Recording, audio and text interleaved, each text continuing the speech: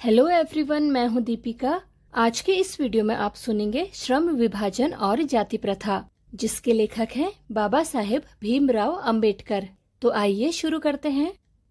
यह विडंबना की ही बात है कि इस युग में भी जातिवाद के पोषकों की कमी नहीं है। इसके पोषक कई आधारों पर इसका समर्थन करते हैं। समर्थन का एक आधार यह कहा जाता है कि आधुनिक सभ्य समाज कार्य कुशलता के लिए श्रम विभाजन को आवश्यक मानता है, और चूंकि जाति प्रथा भी श्रम विभाजन का ही दूसरा रूप है, इसलिए इसमें कोई बुराई नहीं है। इस तर्क के संबंध में पहली बात तो यही आपत्तिजनक है कि जाति प्रथा श्रम विभाजन के साथ साथ श्रमिक विभाजन का भी रूप लिए हुए है। श्रम विभाजन निश्चय ही सभ्य समाज की आवश्यकता है, परंतु किसी भी सभ्य समाज में श्रम विभाजन की व्यवस्था श्रमिकों का विभिन्न वर्गों में अस्वाभाविक विभाजन नहीं करती। भारत की जाति प्रथा की एक और विशेषता यह है कि यह श्रमिकों का अस्वाभाविक विभाजन ही नहीं करती, बल्कि विभाजित विभिन्न वर्गों को एक दूसरे की अपेक्षा ऊंच नीच भी करार देती है, जो कि विश्व के किसी भी समाज में नहीं पाया जाता।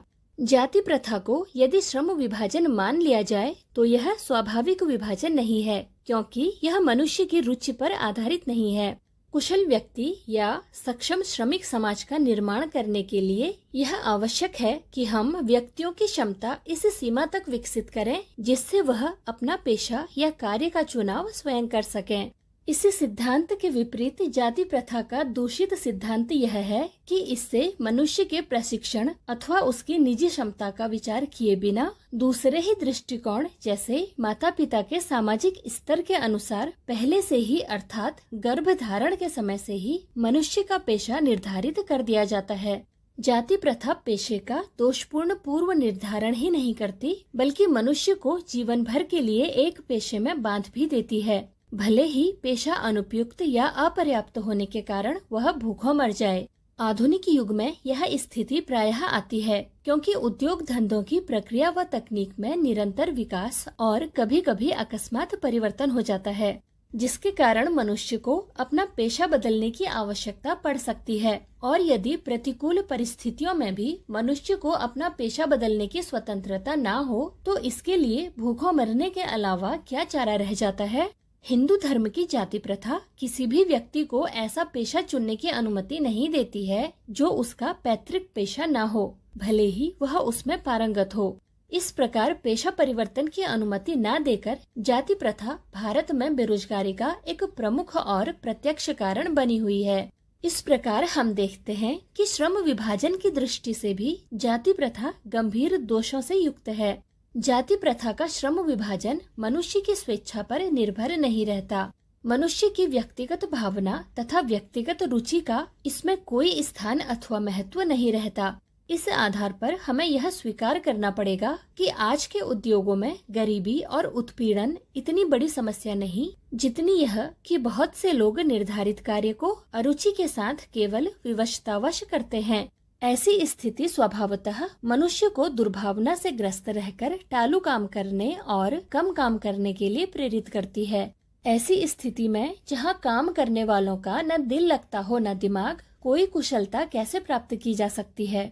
अतः यह निर्विवाद रूप से सिद्ध हो जाता है कि आर्थिक पहलू से भी जाति प्रथा हानिकारक प्रथा है, क्योंकि यह मनुष्य की स्वाभाविक प्रेरणा, रुचि व आत्मशक्ति को दबाकर उन्हें अस्वाभाविक नियमों में जकड़कर निष्क्रिय बना देती है। अब मैं समस्या के रचनात्मक पहलू को लेता हूँ। मेरे द्वारा जाति प्रथा की आलोचना सुनकर आप लोग मुझसे यह प्रश्न पूछना चाहेंगे कि यदि मैं जातियों के विरुद्ध हूँ तो फिर मेरी दृष्टि में आदर्श समाज क्या है। तो मेरा उत्तर होगा कि मेरा आदर्श समाज स्वतंत्रता, समता, भ्रातृता पर आधारित होगा। क्या यह ठीक नहीं है? भ्रातृता अर्थात भाईचारे में किसी को क्या आपत्ति हो सकती है? किसी भी आदर्श समाज में इतनी गतिशीलता होनी चाहिए जिससे कोई भी वांछित परिवर्तन समाज के एक छोर से दूसरे तक संचारित हो सके। ऐसे समाज के बहुविधि हितों में सबका भाग होना चाहिए तथा सबको उसकी रक्षा के प्रति सजग रहना चाहिए। सामाजिक जीवन में अबाध संपर्क के अनेक साधन व अवसर उपलब्ध रहने चाहिए।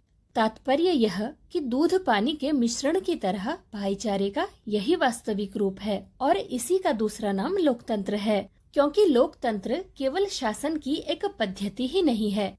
लोकतंत्र मूलतः सामूहिक जीवनचर्या की एक रीति तथा समाज के सम्मिलित अनुभवों के आदान प्रदान का नाम है। इनमें यह आवश्यक है कि अपने साथियों के प्रति श्रद्धा व सम्मान का भाव हो। आज की इस वीडियो में बस इतना ही। वीडियो में अंत तक बने रहने के लिए आपका शुक्रिया। तो मिलते हैं अगली वीडियो में एक नए अध्याय के साथ। Thank you.